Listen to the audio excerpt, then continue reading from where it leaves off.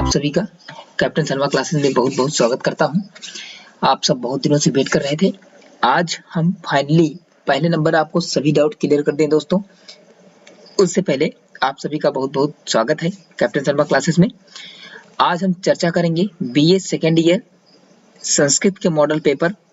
Model paper है जो 2019 में पेपर पूछा गया था, वही पेपर है आपका, इसी को डिस्कस करेंगे। इससे पहले आप जान लें कि आपका पूरी तरीके से सिलेबस चेंज हुआ है दोस्तों। जो ये 19 का पेपर है जिस सिलेबस पे आया हुआ है वो सिलेबस अब आपका नहीं है। सिलेबस के बारे में हम डिस्कस कर लिए हैं। ये सिलेबस उसका बेस था जो हम पहले सिलेबस पहली क्लास डाले थे, वो बाद में सिलेबस अपडेट हुआ। उसकी इंफॉर्मेशन आपको हम वीडियो में इसके पहले नेक्स्ट वीडियो डाल चुके हैं, उसको आपने देख लिया है।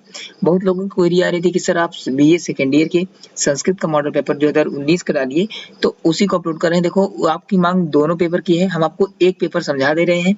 देखो कहीं ना कहीं अभी तक ये क्लियर नहीं हो पाया है कि क्या पेपर ऑब्जेक्टिव एक ऑप्शनल मतलब कि एक ऑब्जेक्टिव होगा और एक सब्जेक्टिव होगा, यानी लिखित पेपर होगा।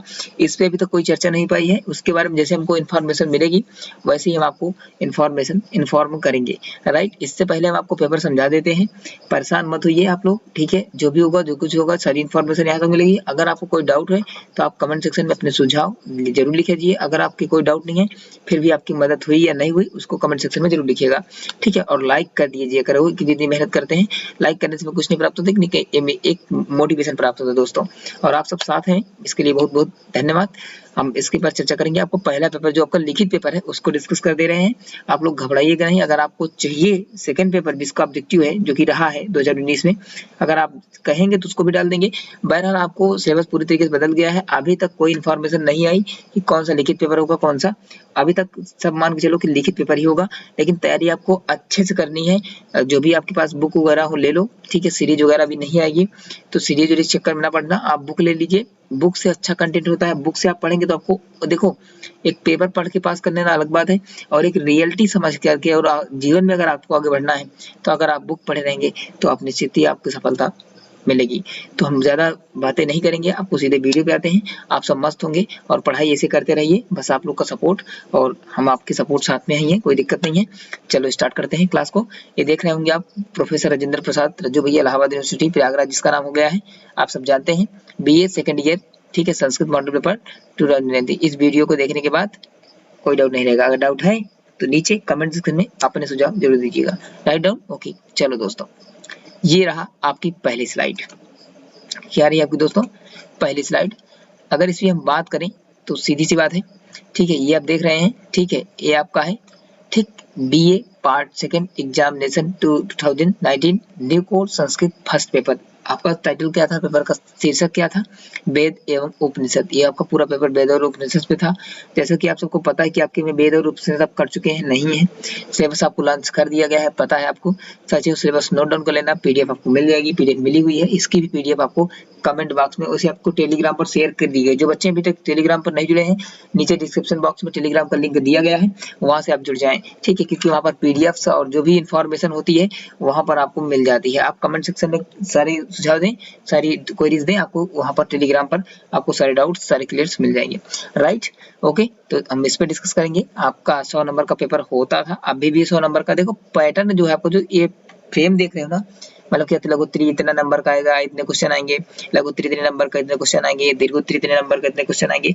ये सारा पेपर का फॉर्मेट यही रहेगा, पूरा का पूरा। पेपर का पैटर्न जो है ना वो चेंज नहीं हुआ है, लेकिन हाँ सिलेबस चेंज हुआ है। पेपर का पैटर्न जिसे पूछ रहा है ऐसे आएगा, इसलिए पैटर्न आपको देखना बहुत इंपॉर्टेंट है, ठीक है। अगर इतना कहा तो हो सकता है कि वो जो बहुविकल्पी वाला पेपर है वो भी बहुविकल्पी हो सकता है, तो उसको भी हम डाल देंगे, घबराओ मत। क्योंकि उसमें जो न्यू एजुकेशन पॉलिसी उसमें कहा गया है कि जो थर्ड ईयर मतलब कि पहला नंबर तो new education policy second year वालों पर लागू नहीं है, केवल फर्स्ट ईयर वालों पर लागू है।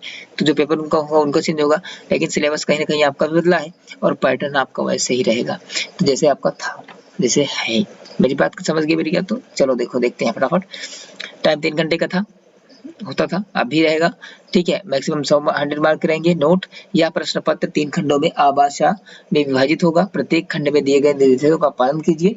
खंड आभाषा व क्रमशः, एक अब देखो आपका अगर जो ये आपका खंड क्या है, आ है, ये आपका 40 नंबर का होगा, राइट। आपका जो बा है ये आपका कितने नंबर का होगा, राइट, 20 नंबर का होगा। और जो आपको शीशा है वो आपको कितने होगा, 40 नंबर का होगा, ठीक है। समझ गए बात क्लियर। यानी जो आपको आ और सा आपके कितने नंबर के होंगे, ठीक है, ये आपके 14 नंबर के होंगे और आपका जो बा सेक्शन है आपका वो 20 नंबर का होगा, राइट, ओके क्लियर, ठीक, ओके। अब देखो अगर आपकी बात करें तो खंड आपका जो आ है वो क्या होगा, अधिलघुत्री प्रश्न होगा। और नोट इसके बारे में पढ़ लेते हैं थोड़ा सा कि आपको जो होगा क्या होगा, सीधी बात है, ठीक है, आपको जो होगा पूरा पूरा, ठीक है, ये मैटर पूरा, ठीक। इस खंड में केवल एक एक प्रश्न है, मतलब कि एक केवल एक प्रश्न है, नंबर 1 ये आपको दिख रहा है ना, ये ठीक है, ये आपको केवल क्या है कि एक प्रश्न है आपका, एक प्रश्न है, इसके 8 उप प्रश्न है, क्या है इसके 8 उप प्रश्न है, आप देख रहे हैं ये आपका काका गा अंगा चा छा जा, ये आपके 8 प्रश्न है। इनकी क्या करें, इनकी शब्द सीमा कितनी रखनी है आपको, मतलब इनको शब्द सब शब्दों में लिखना है। देखो कम से कम, मतलब बात कहने का मतलब होता है बहुत सारे क्वेश्चन ऐसे हो जाते हैं। अब इसमें बताना है कि पुरुष सूक्त देवता और ऋषि, क्या लिखोगे आप, बस देवता निकालना है और पुरुष और ऋषि विसर्गवा, तो ये अब जो इसके ऋषि हैं अब उनके तो वही नाम रखना पड़ेगा तुमको, तो इसमें सब शब्द आप कहाँ बनाएंगे, मतलब आपको मिनिमम संस्कृत में तो बहुत ज्यादा लिखना नहीं होता, कम लिमिटेड शब्द लिखने पड़ते हैं, लेकिन आपको सही क्वेश्चन होना चाहिए। अगर आपका क्वेश्चन आंसर सही है आपका तो आपको पूरे नंबर ले जाएंगे, राइट। ये सब नंबरिंग हमने वैसे की रखी है अपने पेपर पे स्वयं थी, इसको हम बाद में आके हल किए थे, उस बेसिस पे बता रहे हैं आपको, ठीक है। इस खंड के सभी उप प्रश्न करना अनिवार्य है, मतलब कि इसमें मतलब ऐसा कोई नहीं है कि आप इसको छोड़ सकते हैं। आपको ये 8 के 8 क्वेश्चन पेपर देख रहे हैं ना, ये 8 करने पड़ेंगे आपको, और सबके लिए 5, मतलब प्रत्येक उप प्रश्न, यानी एक प्रश्न 5 नंबर का है, आपको 8 पंचे 40 नंबर का, तभी बनेगा आपको पूरा। यानी इसमें कोई आप छोड़ नहीं सकते सारे क्वेश्चन, मतलब आपको नहीं आ रहा तो बेसिकली छोड़ सकते हैं, लेकिन आप ये मत सोचना कि इसमें कोई आपका ऑप्शनल में है या फिर मैं इसको छोड़ नहीं इसको कर लें, ऐसा कुछ नहीं है, आपको सारे क्वेश्चन अटेम्प्ट करने पड़ेंगे, राइट, ओके, बात समझ आ रही है दोस्तों, ठीक है, ओके, ठीक है, ओके, यस। अगले स्लाइड पे आ रहे हैं, आपको देखते हैं फटाफट, ठीक है, ये रहा मैटर आपका, ठीक। अगर हम बात करें आपका, एक मिनट सॉरी, दूसरी सेकंड स्लाइड थी आपकी, ओके बस, राइट, ओके सर। ये देखो अगर हम बात करें तो खंड बा की बात करें, किसकी बात करें हम, खंड बा की बात करें तो आपका लघु उत्तरीय प्रश्न है, आपका पता ही है आपको, आपको इसमें 2 मतलब कि 4 प्रश्न आएंगे, आपको व्याख्या है, आपको इसमें व्याख्या देखो, जरूरी है कि व्याख्या के लिए क्वेश्चन भी आते हैं, व्याख्या भी आती है, मिक्सिंग आता है आपका, तो चाहे आप व्याख्या 2 कर लो और चाहे आप क्वेश्चन 2 कर लो, आपकी इच्छा, 4 क्वेश्चन रहेंगे आप, ठीक है। पहला क्वेश्चन भी आपका लघु उत्तरीय रहेगा, दूसरा, तीसरा, चौथा, पांचवा, और यस, ठीक है, ये आपका रहेगा 4 क्वेश्चन इसमें रहेंगे, जिसमें कि आपको 2 करने होंगे, क्या करने होंगे, 2, और एक एक प्रश्न आपका जो है ये देखो दिया गया है 10 अंक का होगा, और प्रत्येक प्रश्न आपको 300 शब्दों में क्या करना है, लिखना है, समझ गए, कितने में लिखना है, 300 शब्दों में। अब बात करते हैं, देखो प्रश्न नंबर दूसरा है, अधोलिखित मंत्रों में, अब देखो ये वेद से आया है, याद रखना, वेद उसमें श्लोक नहीं बोला जाता, मंत्र बोला जाता है, इसको भी ध्यान रखना, गीता, वेद, पुराण, महाभारत, इन सब में मंत्र बोले जाते हैं, श्लोक नहीं बोले जाते, ठीक है। ये अच्छा पढ़ने का तरीका, अगर पढ़े आप संस्कृत तो आपको पता होगा। अधोलिखित मंत्रों में से किसी एक की संदर्भ सहित व्याख्या, संदर्भ सहित व्याख्या कीजिए। आप संदर्भ देखो, संदर्भ और संदर्भ मतलब क्या होता है, संदर्भ का मतलब होता है कि संदर्भ केवल व्याख्या बस, लेकिन अगर बोलते संदर्भ मतलब संदर्भ सहित प्रसंग भी करना पड़ेगा आपको, ठीक है। अब आपको आता है तो आप करना पड़ेगा, और अगर संदर्भ प्रसंग व्याख्या नहीं आती है आपको संस्कृत में या हिंदी में, किसी में आपको, संस्कृत हिंदी कोई बात हो, उसके लिए हम आपको एकदम बढ़िया सा सरल तरीके से और अच्छे से बताएंगे, क्योंकि हमने सब जो किया है हम भी पढ़ रखे हैं, इसको संस्कृत से ही पढ़ रहे हैं, ठीक है। तो इसलिए आपको सारी चीजें बता देंगे, व्याख्या और मतलब कैसे कैसा पेपर अटेम्प्ट करना, सारी चीजें हम बात करेंगे, उसकी टेंशन मत लेना। जो भी आपको डाउट है इस चैनल पर आपको मिलेंगे, वो भी संस्कृत के विषय के लिए, संस्कृत के लिए है ही, ठीक है, आपके सारे डाउट क्लियर कर जाएंगे। चलो ये बात देखते हैं, एक आप देखो इसमें से इन दोनों, इसमें क्योंकि प्रश्न नंबर 2 में दो है आपके, एक खा है और एक क्या है, गा है, एक सॉरी एक का है और एक खा है, तो इनमें दोनों से कोई आपको एक क्या करनी है, व्याख्या कर लेनी है। अब चाहे विष्णु को वीणाणी प्रभुचि, इसको आप कर लीजिए, और चाहे आपको देवानाम भद्राणाम सुमंत्री ज्योत्याम, देवानाम रतिरभि सुनिताम, देवानाम सख्यमुगम देव सेवितम वयम देकाम वयम प्रतिरति ये विषय, आप इसको चाहे कर लीजिए, चाहे विष्णु की वीर्याण प्रभोच, चाहे पृथ्वी विस्मित रंजसी यो अस्काम धृतम सदस्य विचक्रमाणि रुद्ध गया, इसको आप कर लीजिए, चाहे इसको कर लीजिए, चाहे उसको कर लीजिए, दोनों कर सकते हैं, राइट, क्लियर, ओके। तो इनमें से आपको दोनों में करना है, और फिर अब बात करें, देखो चाहे 2 मतलब कि इसमें से आपको 2 प्रश्न करने हैं, पहला कर लो, तीसरा कर लो, और पहले दूसरे जो आपको दूसरा क्वेश्चन है, दूसरे में 1 करना है और तीसरे में आपको 1 करना है, समझ गए, राइट, ओके, ओके भाई,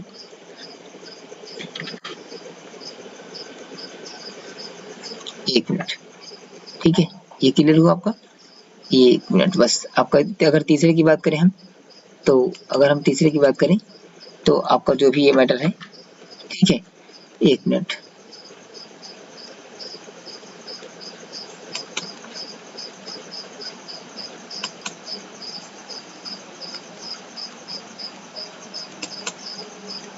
सिर्फ श्लोकों में से किसी एक की व्याख्या करनी है। अब देखो दोनों में, उसमें भी जो मंत्र थे उनमें भी एक मंत्र की व्याख्या करनी थी, और इसमें देखो उसमें संदर्भ सहित प्रसंग व्याख्या दोनों करनी है, लेकिन इसमें व्याख्या केवल करनी है, तो इसमें आपको व्याख्या केवल कर देनी है बस।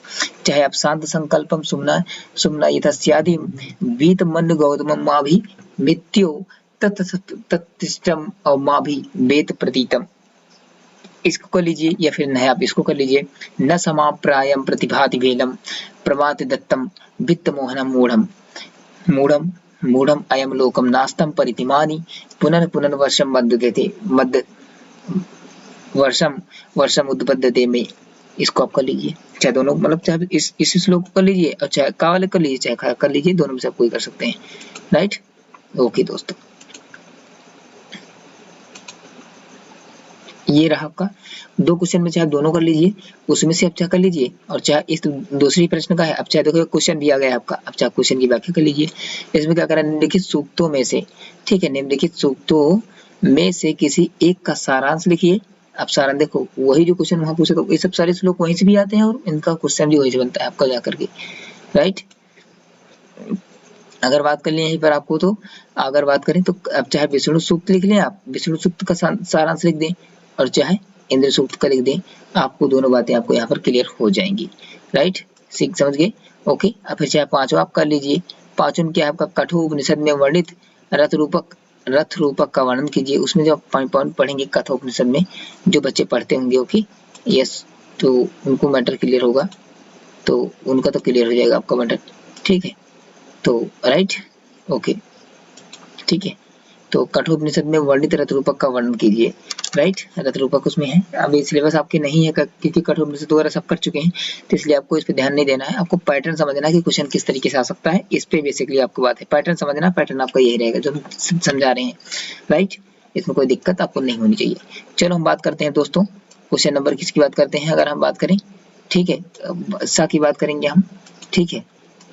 ये दीर्घोत्तरी जो है, अब दीर्घोत्तरी जैसे आपका लघुत्तरी था वैसे दीर्घोत्तरी है, ठीक है। अगर दीर्घोत्तरी की बात करें तो दीर्घोत्तरी में भी आपको 4 क्वेश्चन रहेंगे, 4 क्वेश्चन में 2 क्वेश्चन करना है, जैसे अतलघुत्तरी में करना था वैसे इसमें करना है, लेकिन हाँ उसमें 300 शब्दों में करना था, इसमें 600 शब्दों में 1 क्वेश्चन करना है।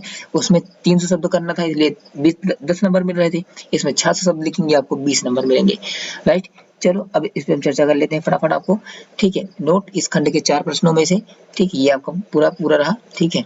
इस प्रश्न में से आपको तीन 2 प्रश्नों के उत्तर दीजिए, प्रत्येक प्रश्न 20 अंक का है, उत्तर 600 शब्दों में लिखना है, 20 गुणे 2 बराबर 40 अंक, ठीक है, राइट, ओके।